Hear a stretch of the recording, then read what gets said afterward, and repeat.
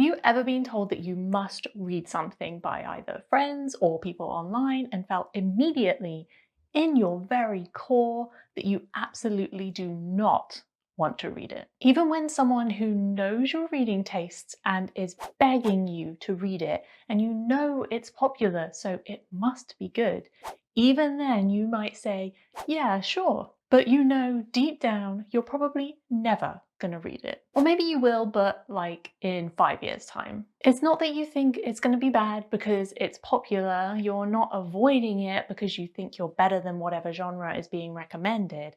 You just can't help the inexplicable urge to say no. I've always wondered why this feeling exists. Why, when I see so many people raving about a book online, do I feel the need to run in the opposite direction? Well, my friends, today I have the answer.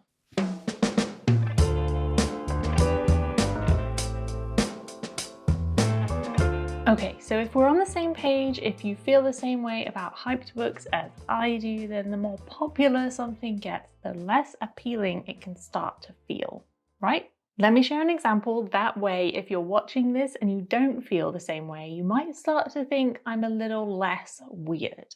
Okay, take the very popular book It Ends With Us by Colleen Hoover.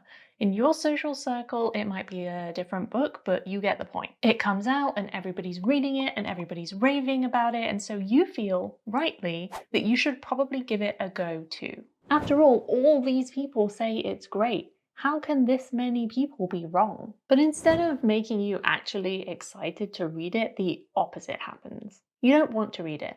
And the more people that tell you to, the less likely you are to do it. For me, this has happened with more books than I can count. It took me years to read Anne of Green Gables, A Little Life, and 1984, simply because the hype felt too strong, or what I really feel guilty about, more and more people kept telling me to read them. There are books I can think of that I've not read yet, simply because hype for them exists. And for the hyped books I have read, I've only really read them because I got there so early in the hype process, I didn't feel that aversion to them. It's like I'm waiting for things to die down, for people to forget it's something I'd like, or for the world to move on to the next thing.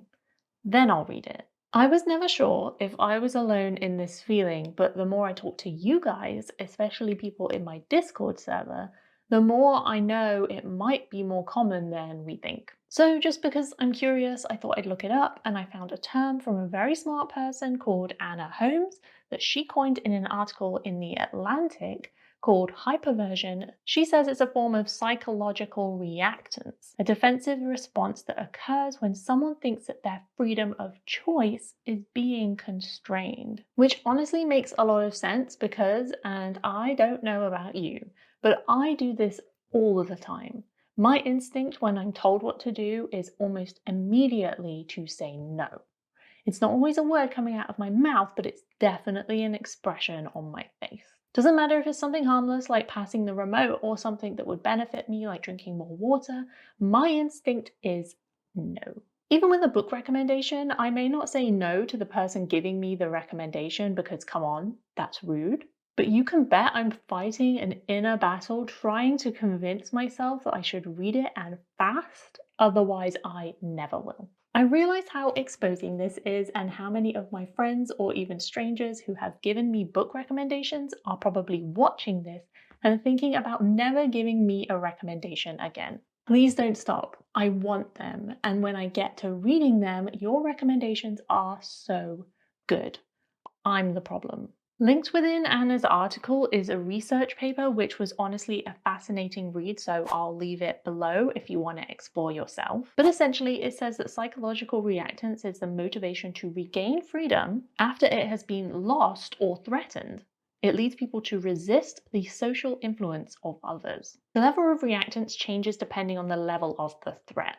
So being told to read a book you might like is obviously not on the same level as being told you can't go into your home for whatever reason. So when someone tells me to read a book, I might just not read it, or I might, but years later than I intended to. But if someone tells you that you can't go inside your own house, You get angry, frustrated, and you might struggle to regulate that feeling. What's interesting though is it's not necessarily the recommendation that's the issue, it's how the recommendation is delivered. So with It Ends With Us, if you're seeing a load of reviews or posts on social media or whatever it is, and lots of them say things like you must read this or this book will change your world or something similar, then in its basic form, it's essentially telling you what to do, right?